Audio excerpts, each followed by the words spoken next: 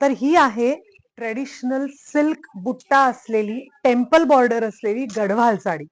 या साडीमध्ये आपल्याला गंगा जमुना बॉर्डर दिसतात, म्हणजे बॉटल ग्रीन आणि रेड असे दोन वेगवेगळ्या याला बॉर्डर्स आहेत. त्याला गंगा जमुना बॉर्डर असं म्हटलं जातं.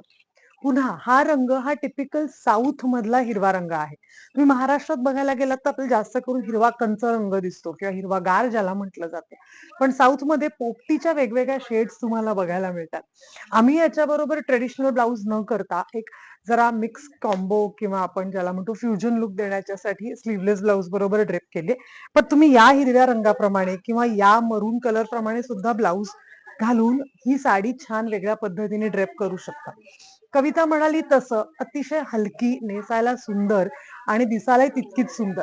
म्हणजे घडीत जो रंग वाटला होता मला त्याच्यापेक्षा खूप वेगळा रंग आहे. कारण हा हिरवा रंग घडीत दिसल्यानंतर मला वाटलं होतं गुलाबी, निळा, पिवळा असं काहीतरी कॉम्बिनेशन असेल. पण हिरव्याला हिरवं कॉम्बिनेशन हे एक पुन्हा वेगळी गोष्ट आहे. सो ही साडी तुम्हाला कशी वाटली नक्की सांगा. ही आहे ट्रेडिशनल गढवाल साडी. हा, गढवाल नाही, गदवाल साडी.